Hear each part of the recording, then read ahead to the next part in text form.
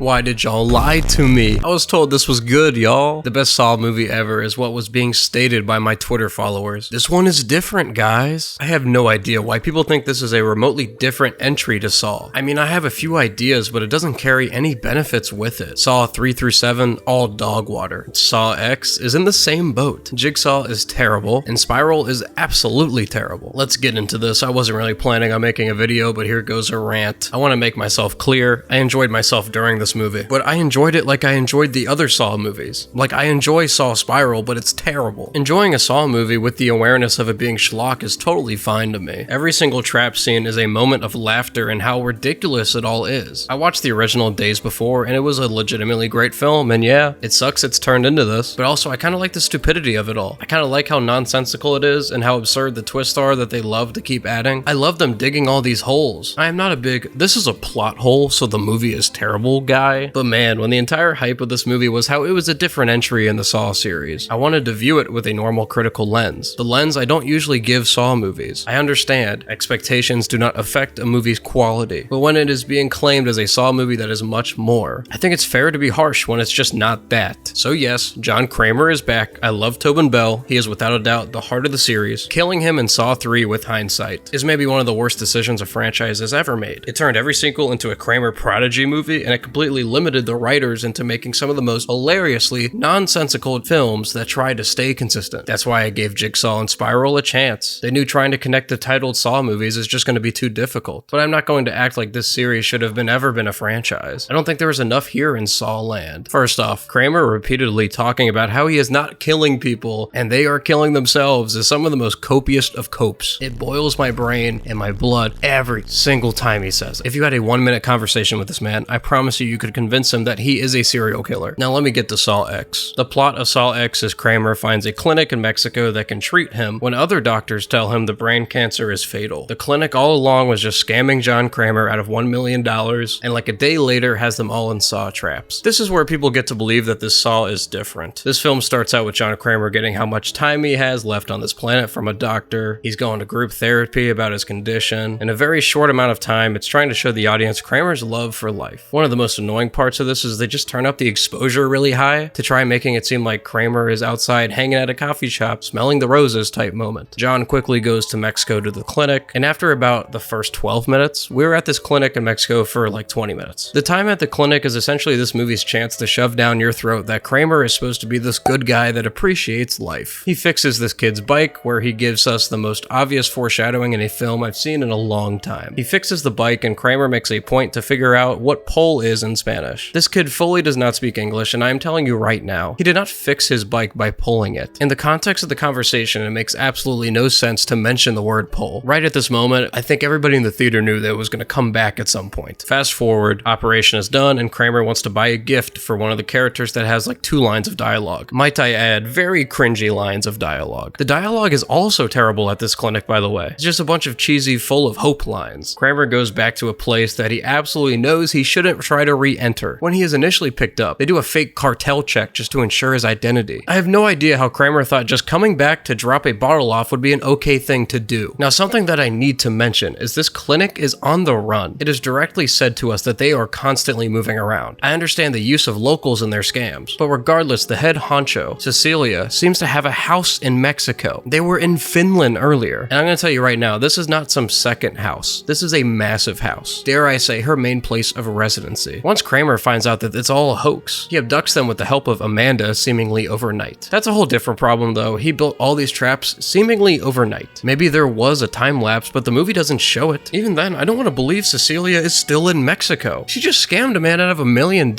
These people are hypothetically on the run. I understand the locals staying, but Cecilia is still here. If they packed up so quickly, what is the point in just staying in Mexico? What are you evading? Even for the locals, it doesn't make sense. Kramer is easily able to find the taxi driver and the others. They didn't think scamming somebody out of $1 million would potentially endanger their lives if they stayed. You could also argue that maybe she wasn't in Mexico and that maybe Hoffman abducted her because guess what? That loser is back for a post-credits scene, so I guess he was potentially helping the whole time too, which gets me more angry because that's what Saw 3 and 7 did so consistently. Oh, someone's actually just helping behind the scenes so the writing can be bad because we actually have this other prodigy running loose too. Wow, so different from the other Saws, right? right? Greatest Saw ever. Fast forward, traps, traps, traps. Very annoyed that the cool ass looking trap on the poster is only in a dream. Huge letdown. Cecilia ends up getting a phone, dialing up, but we never see who tries to call. It is later revealed the guy she called is her boyfriend that was also at the clinic, quote, getting treatment and in on the scam. He comes to the compound acting mad about being scammed. But here's the Saw kicker. Amanda and John knows he's in on it before he gets there, and it's played as this big twist later shown to us, and yes, Amanda can check who she called. Crazy idea. And guess what? It's gonna say the name of this guy. And you know what the worst part of it all is? This guy introduced himself to John Kramer at the compound with his real name. Why? I know we can't foresee all of this happening, but why would you ever risk putting your real name out there when you know you're scamming? Then why would you come back after being called and trying to pull this off? It's not like the call was completed. You probably heard screams and should have assumed the phone would be taken away. So this is the big twist of this film, and that they knew this whole time that he was in on it too. They bait him into taking a gun by leaving it in a really, really stupid place because they want to be caught. Isn't this a little much? You have to jump on this guy. You already have him tied up to a chair. Why are you entering the game zone, and why are you trusting this man to take the gun and put you in the exact trap you wanted to be? There are traps all over this place, and this only works if he is putting them in the right trap. Why don't you just put this guy in a trap? Hey, John Kramer, what happened if they just killed you both? They're not psychos like you. They don't have to put you in a trap. What if they didn't leave in the middle of you in a trap to get the money? Seems like a lot of risk taking you are putting out there and leaving on the table. You know what sucks? I think it's a really cool idea to put Kramer in one of these tests. And of course, he is put into the lamest of traps. Blood falls onto him and blood boards him. If he was so entranced by life, giving him a gruesome trap that he escapes effortlessly would be such an impactful statement by him and by the writers. Like, imagine if John Kramer had to like cut a piece of his brain out just like the other trap. Now imagine him doing it without stuttering at all, just being like, of course I need to do this, it's for my life. It's such a fumbled bag. Look, it's an alright movie. It's a Saw movie. I just don't want people acting like this is some stray away from the formula. There is no mystery to this one. There is no solving anything. Kramer gets screwed over, then he traps people and kills them. That's it. Sorry if this was just a long rant and not really a review. Just thoroughly disappointed me. I say all of this and it's probably like a 4 or 5 out of 10. Y'all need to stop drinking the Kool-Aid on this one. See ya.